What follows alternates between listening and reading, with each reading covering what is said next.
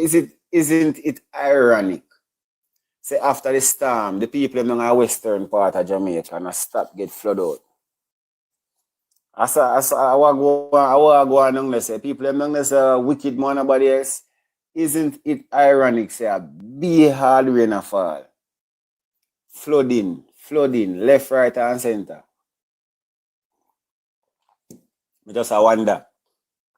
But with all of that, and all the flooding we are seeing, and the hard rain, we still not see no push, no urgency for try relief for people. Because the truth of the matter is, no people. People really and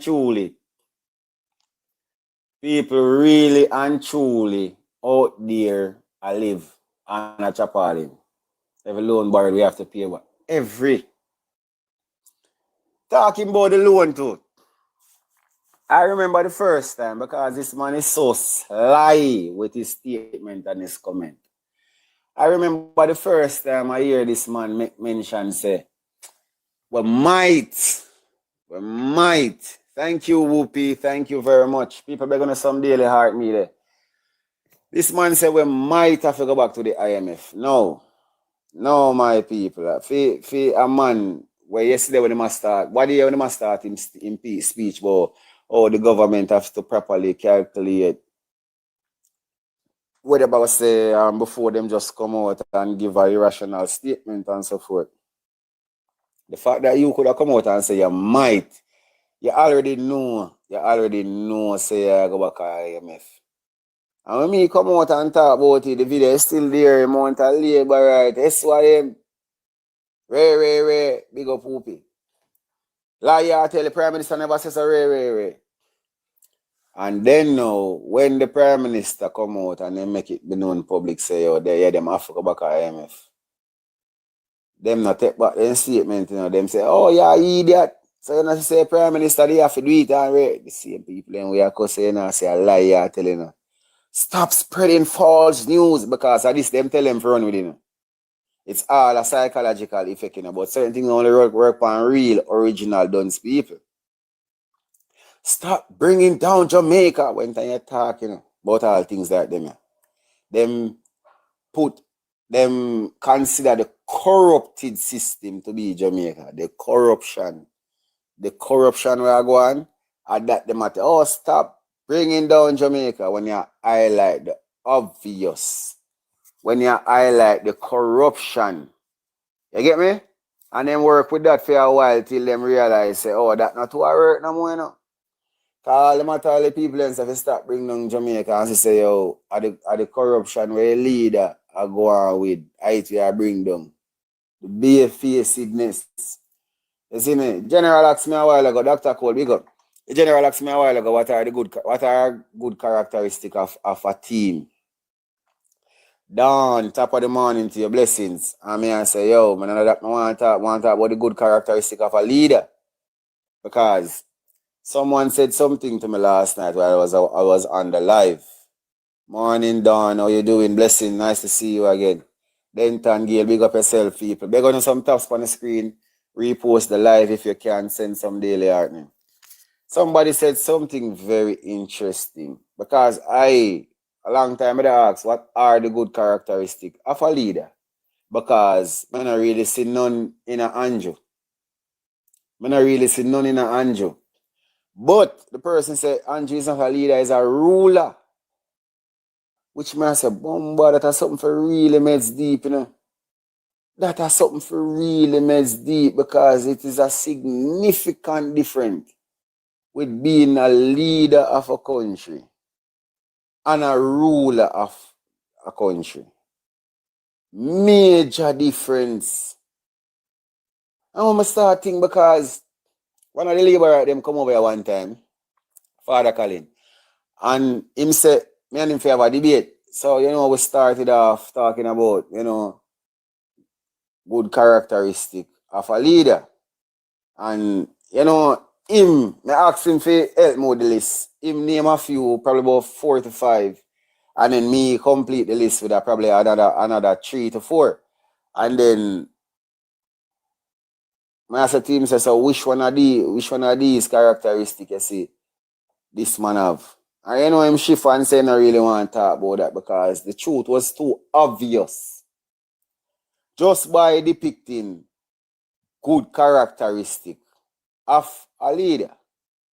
And we have to say, yo, none of them no match up with this man. So last night, this man said to me, say, yo, no, I think a nationalist. Yeah, the national. Big up to you, national. The man said, this man is not a leader, he's a ruler. He is a ruler. In every day, in every way we can look and think. Look at now. In a parliament, when they brought up the standing order for when Mark Golding called a point of order,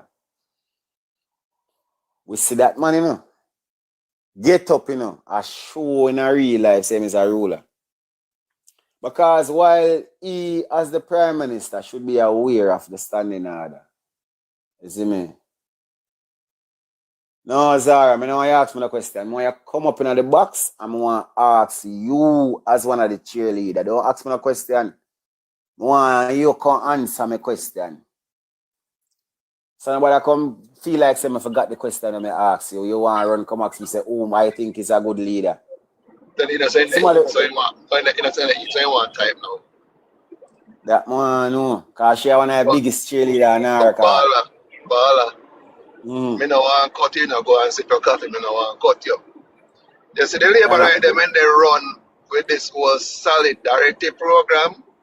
Yeah. You know, you said the solidarity crash. No, I don't hear me. My mama. Go on. Jaja. Hold on there, Bala, hold on. You can see what I go on, because every day something else, you know, sometimes we can't keep up. Calling forward, I make you know what wait there. CG having receipt in and around put him in. Ministry of Labour and Social Security. But You know, so I say government pocketed 70% of the 1 billion allocated to the poor under the solidarity program. 70% of the 1 billion that in pocket.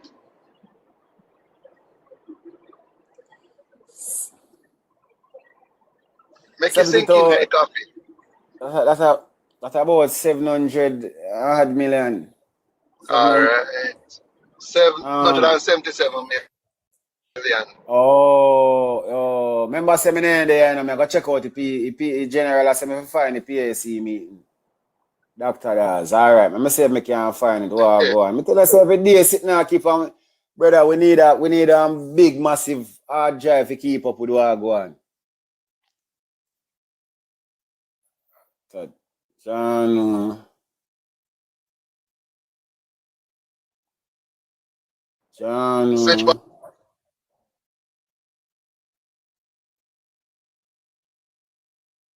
All right, my boss.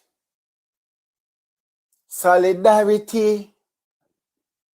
Lord have mercy, Mount. I sitting where I see a NaRRA no kicking it. Hey, you probably need to find a song there and play in the background. I go find him out. I find the PAC meeting first, public. All right, this is a 12 hour ago. This should be it. Rabbit hole? Sure. Lost when it comes to insurance options? We got you. I mix up labor right one combo. Advice from someone who gets you. Jamaica. Questions are now being raised once again about government assistance programs and whether the people who truly need help are actually receiving it. This is Mishidek's commentary, keeping you informed, keeping you engaged, and bringing the conversations Jamaicans are already having behind closed doors. But listen to this.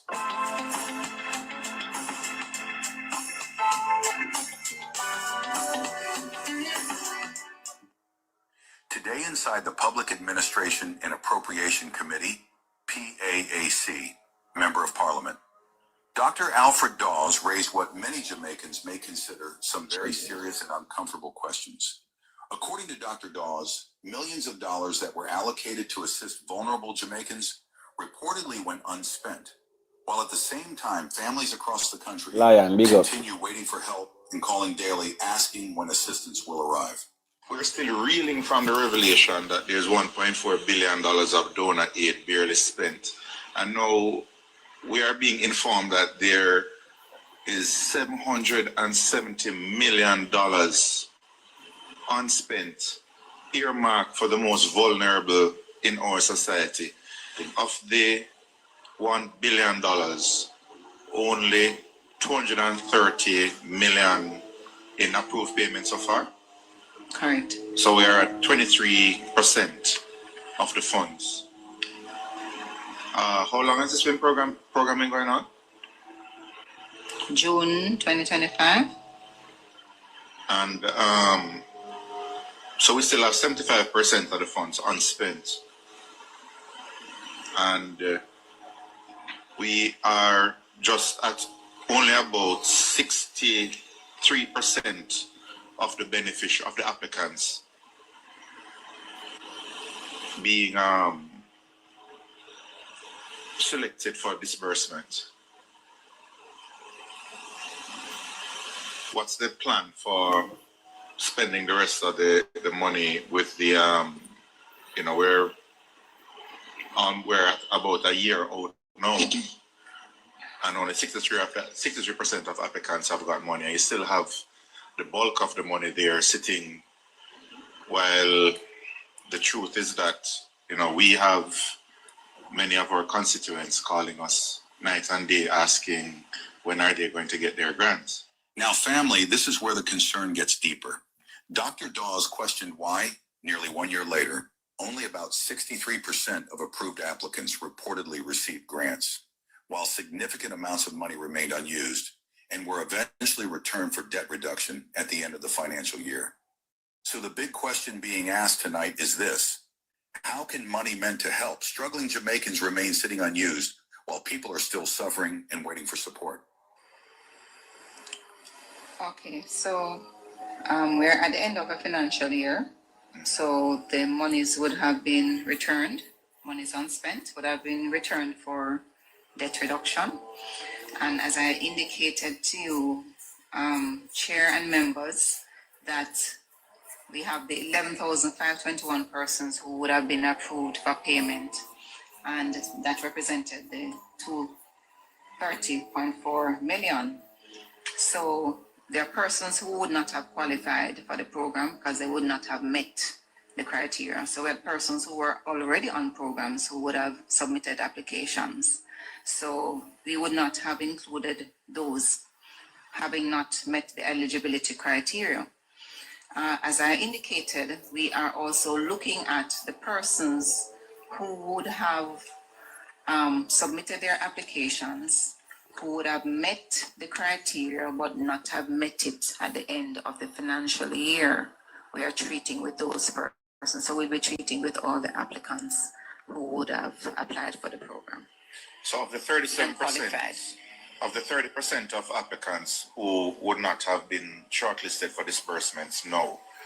Have you approximately what percentage of that number is are the applicants who were just not supposed to have applied at all because they're getting a benefit? Who else is left out of that 18,000 who really and truly, if we get all of the I's dotted and the T's crossed, they can be eligible for disbursements? Dr. Dawes also raised concerns about the eligibility system itself, questioning how many persons may have been excluded simply because they were already receiving benefits under other government programs. And according to him, something is fundamentally wrong when vulnerable Jamaicans remain in need, while millions earmarked for assistance are left untouched. P.S. I have a fundamental problem with this word. What go on? How people them jump out of the box, sir? At the upper glitcher war, no move on yourself. I mean, realize when I jump out of the box, you know. Are you jump out, Colin? You know, say probably organic will jump out. I'm sometimes busy still. Just coming from we're still reeling from the revelation that there's $1.4 billion of donor aid barely spent. And now we are being informed that there is $770 million unspent, earmarked for the most vulnerable in our society. Something about the conceptualization of this program was wrong from the outset. If people are suffering and we are sitting on $770 million that just went back into consolidated fund or for debt payments, something has to be done about this program. It's clearly not working. The persons who it is meant to help, they're not receiving the help, and the money is just sitting there. I have a serious problem with having this much money sitting down and Jamaicans are suffering. That's all I have to say. Family, this is a conversation that is going to spark major debate across Jamaica. Was the system... This lead back to one thing when I always hear people say from a young boy coming up. Jamaica Labour Party is not for poor people. Them use, misuse, manipulate, take advantage of poor people. The same one them always put them in power. And then people are so blasted, dieted, and ready for bust, smash your head with a big stone if you say anything about them leader. So why is it we keep seeing unused money for people who really need it? Raise the love for the black child. Raise the love for the people. Too slow? Was the process too restrictive?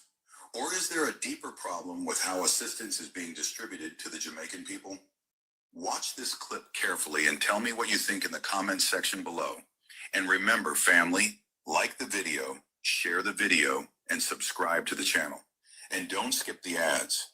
They help support the channel and allow me to keep bringing you more content. And I pressure people on social media for you. John, so every day something else again, Miss Sadler. Every day something else. Where is Zara? Well, I guess Zara don't know. Alright, not just Zara alone. Because she said she eat. Obviously, she not going to need to know because she don't answer my question, you know, but she asked me different question. But there's a song where Damien Junior Gang Marley sing. You see me? Him a nurse, patient. The average man can prove most of the things them choose to speak of. Just like 90% of the labor rights them. I say them alone, you know. But them is the epitome of done some backward. Because once it sounds good to them and it sounds like the narrative that they like, thank you, Miss Paula, them are going to work with it.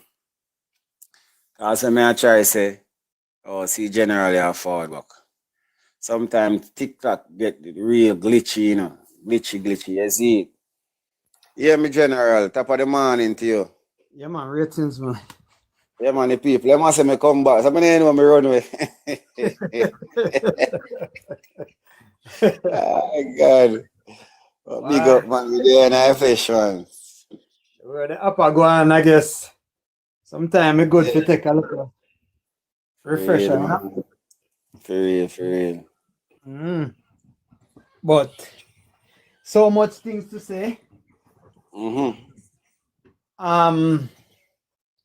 Before me even get to the Dr. Daz, Dr. Daz right now, you know, it's like the matlock of the PNP. Yo. You see? Gotcha. Yeah, man. Dr. Daz. Yeah, man. You see? Him not really load up the thing, him just take him time and with a scalpel and go through everything with like a forensic, you know, but I mean he's a surgeon, so you know. Is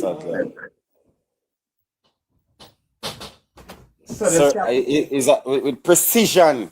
Yeah, man. Yeah. Scapula would be his tool of trade. Yeah. But Before we get to him, let's deal with the man in your background. Andrew Cousin. All right. When a man like you say that, I know make you allow you to say that because from yesterday you know me, they say me afraid, you know. But you know me no talk about what me can improve. But at that I talk, but I have seen close affiliation. But carry on, my boss. What Jamaica have become is a very poorly run family business. You see? Jamaica have become a family business where because this person is family, we will give them a work even though they might go mash up the country. As far as Anderson is concerned, tell me one successful thing that Anderson has done. That me ask this morning. Even when he was in the army. Based on his professional resume. Yeah.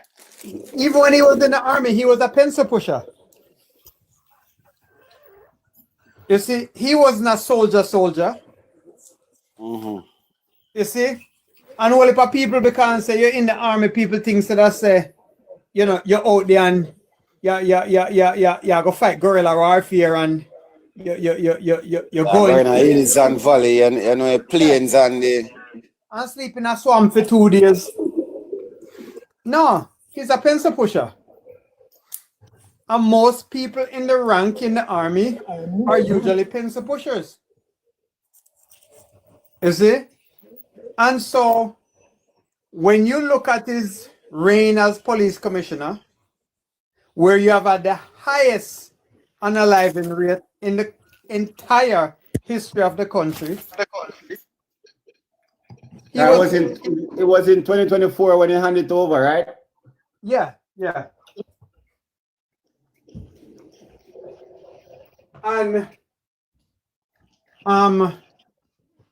And so here is it 2024 or 2025? I want to tell to them. 2024. Me not read up look at things about him, you know. Yeah. But it's 2024. I'm gonna recheck again.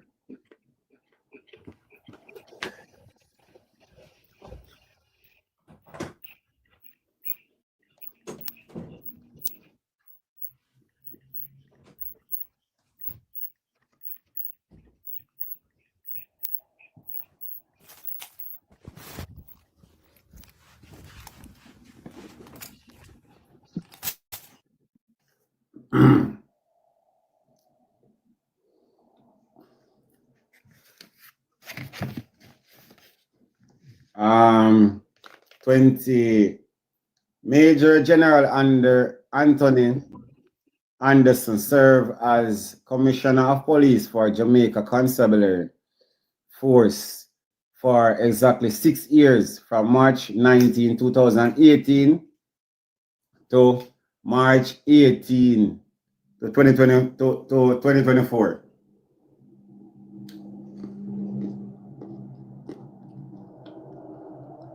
That he started at our school for the risk for you over Tottenham Park. Oh yeah, there's a school. I know people will go to that school there, but at 2024, 18 of March, him step away from the post.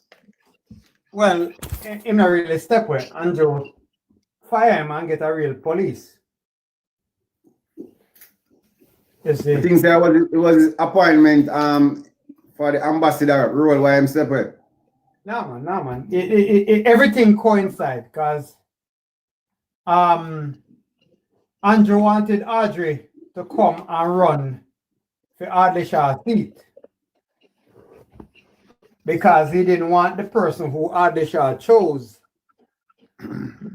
What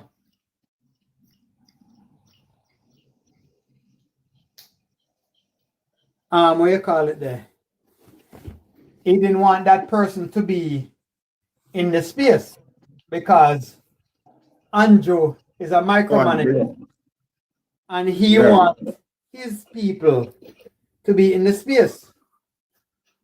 So the person who Adlisha chose, Andrew, did not want that person to be the representative, just like how Mike Henry had chosen the current mayor of Mapen to fill his seat.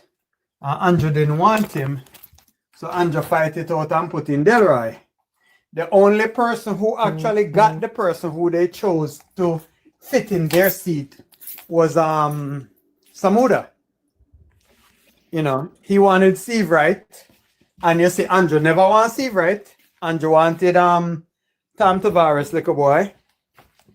And the people of that constituency says no. Wow.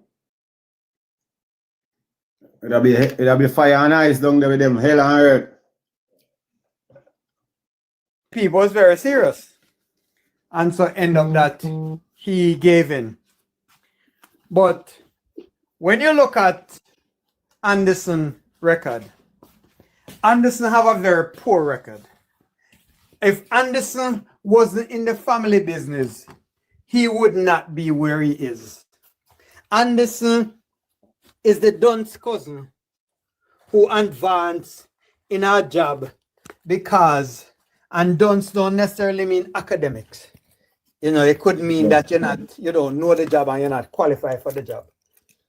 And you're done so you don't know. And if you're not qualified for it, you just simply don't know. Exactly. So for the labor right, they may have to explain to them before then come to Yeah, before, yeah. Oh, you know, say him got a Yui and him go a Twittenham and him go a upper camp and whatever. So you know, I have to make sure everything to them down to the remedial level. But the phone probably will come out a signal. If not, then I'll come back and finish and say. All right. Okay, my boss.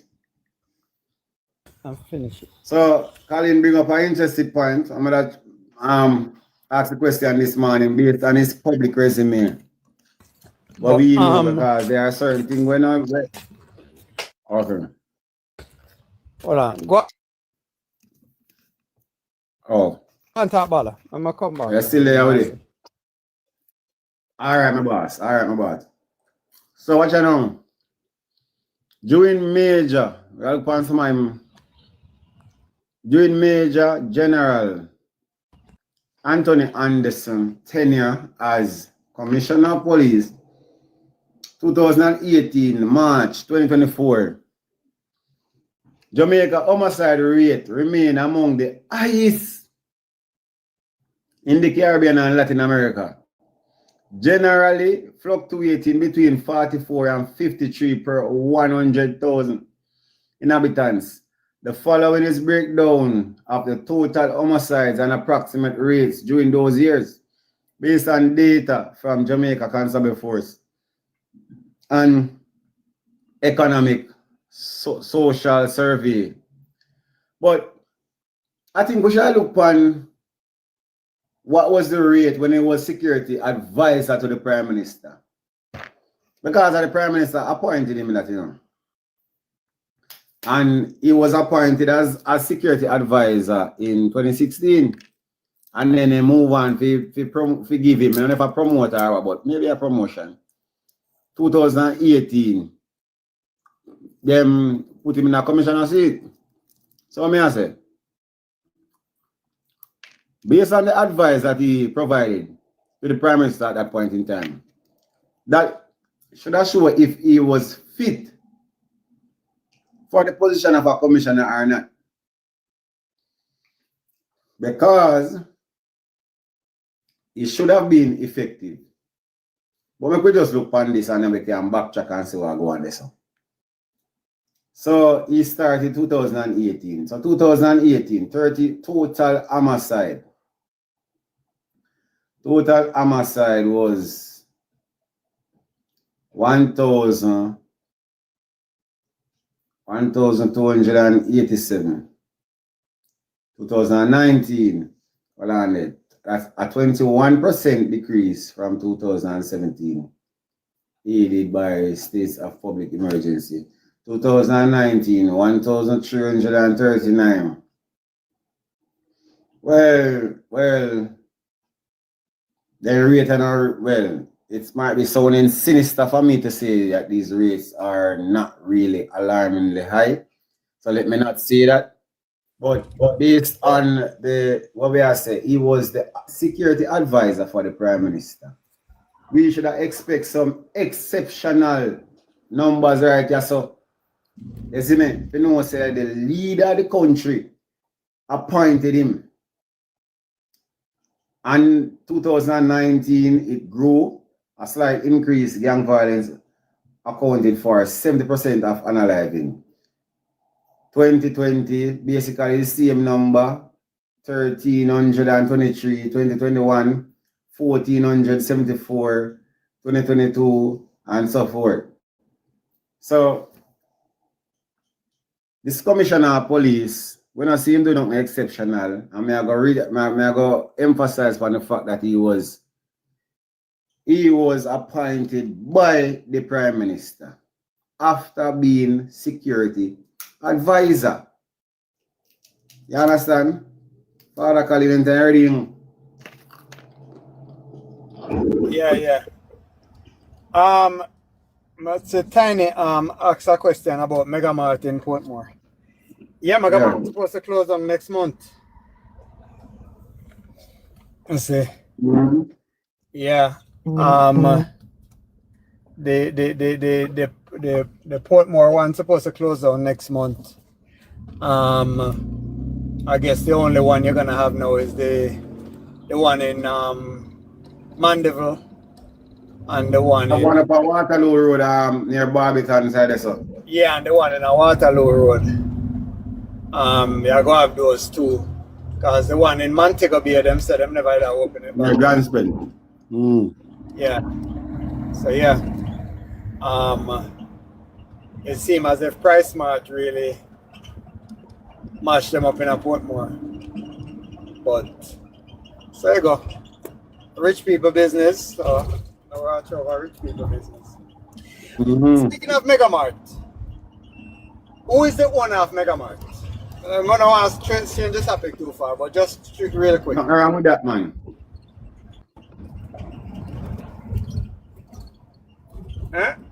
Who you think is the owner of Mega Mart? I look, I mean, I know. If you look it, you're not gonna know. Yeah. But go on, look it and tell me who them say are the owner of Mega Mart. Azan Jr. Right. You right? No. Azan Jr. No. Well, on it. Mega Mart is his owner, led by Ray. Feby, big up. He is the founder, chairman, and CEO of the retail chain. Azan launched his first Mega Mart in Portmore in 1999. Right. And has since expanded the brand to multiple locations across the island. Kingston, Montego Bay, and Kingston and Montego Bay. In addition, he also the head of Bashco, another well-known retailer in the company. Yeah, that's the only thing I see come up. Azan.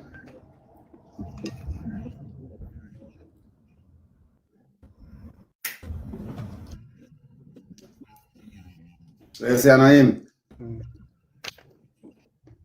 Yeah. Mega Mart rightful owner is some Japanese businessman in Japan. No, yeah, I bring up a while. He's running the company. They're at the front of the company. But yeah, you hear me? Yeah, we are here now. You still a break up? No, better now. But say Azan is running the company and he's the front of the company. But the real owner of Megamart is some Japanese businessman in Japan.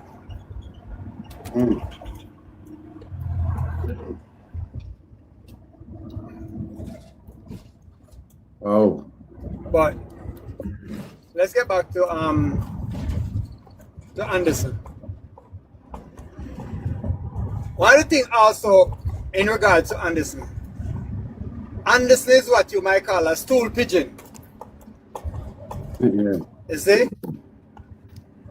Anderson, one of the reasons why Andrew chose Anderson is because Anderson is a soft link. You see? Remember, you know, when NaRRA say, you know, the CEO is there to make the decision, but the minister at any moment, anytime can override the CEO. If you have a strong CEO and that CEO make a good decision and a right decision, you better fire him. Because I'm not changing him right decision to your right. Want a pushover. Yeah. But not only does Andrew want someone in the family business to run the poorly run family corporation that is Jamaica, he wanted one that he can easily tell what to do and him just take it with a smile. You know, the first time I realized that Anderson is really a weak link. Ambush.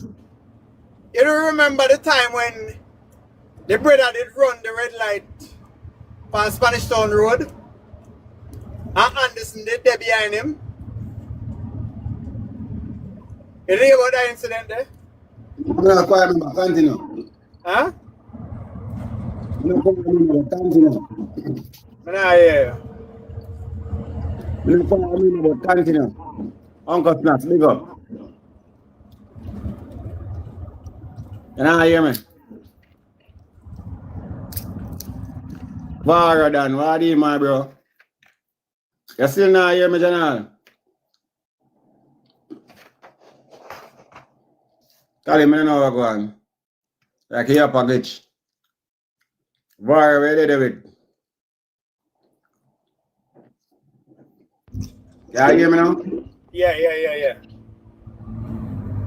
Me I say me not quite remember that incident about continue, me say me pick up it. Alright. So Anderson there behind a driver in the night. The driver run the red light.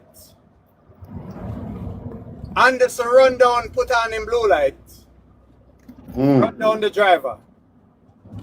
Pull over the driver. Identify himself and say, you run the red light. The man say, you look up, blah, blah, blah, me not give up. Ooh, yep, blah, blah, blah, blah, blah. While him. And jump back in him car, drive off again. Anderson drive him down again. The man say, why you follow behind me for you look a dirty blood? And him, while him, jump back in him car, drive off again. Anderson run him down again. And this time he call for backup. And then finally arrest the brother.